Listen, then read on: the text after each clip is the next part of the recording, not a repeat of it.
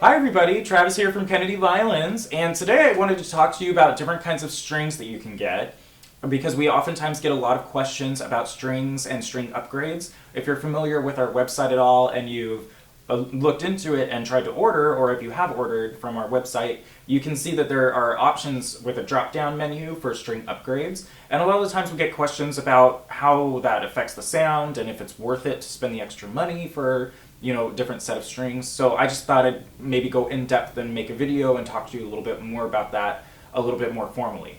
So on the table right here, I have probably all of the most popular strings that we sell.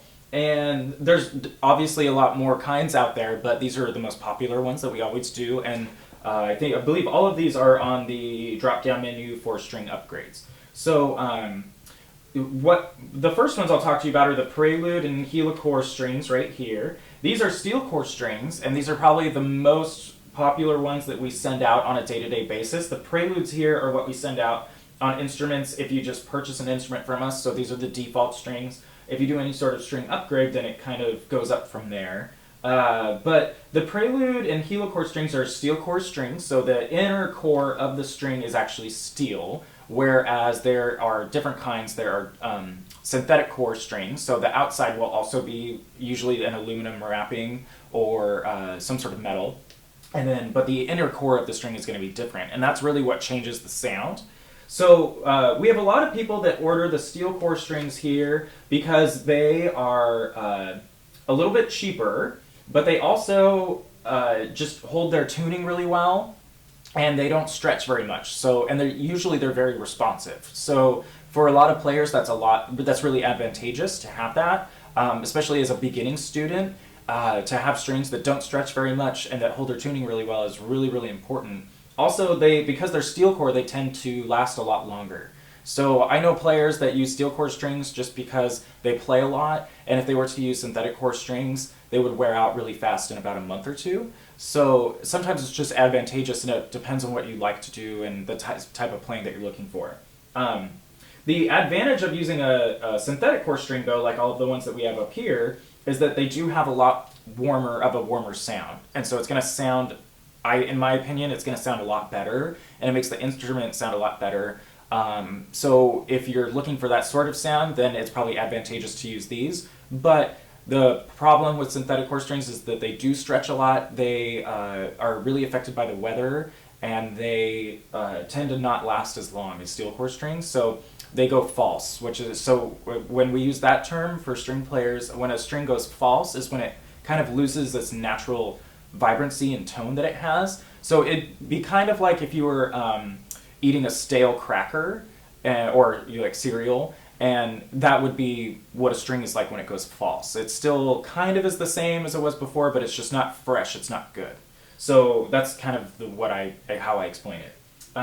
But for synthetic core strings, we have the dominants here are probably the most popular ones. These are most recommended by almost every teacher that I see. They've been around for a long time, so these are great strings, and they tend to last a little bit longer as far as synthetic core goes, in my opinion. Then we also have the Evah Pirazzis and Obligato strings here, and these are probably the most that I see used by professional players in a professional symphony, or solo players, things like that. But these are a little bit more spendy. These are up around $100 for a set, like the $80 to $100 range. And then the PI strings here are newer, but they are gaining popularity pretty fast. They sound amazing. So this is a kind of a popular one that people will upgrade to. But I mean, I would say all the strings up here in the top row, the dominants, the obligatos, Evas, and the PI strings are probably going to be used by people that have been playing maybe 5 years or more, or on a more professional level if you're actually doing things to get paid musically. But if you're just playing for fun, if you're playing at home just practicing, then the strings here are probably the most popular, and people use these all the time on a day-to-day basis. So it's more of just a preference type of thing. These strings are going to last a lot longer. The ones over here, these are synthetic core strings, but they're used more for students playing in like after a year or two in that range. And so these are Zyex strings and the Pro-Arte strings.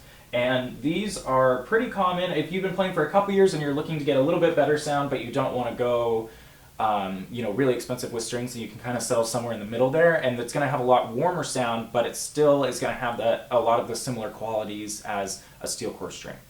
So I know that strings can be really complicated. There's a lot of options out there. So if you have any more questions about strings, or you're not really sure what to get still, you can always give us a call or email us anytime. We're all string players here, so we'd love to talk to you about any questions that you have. Thanks a lot.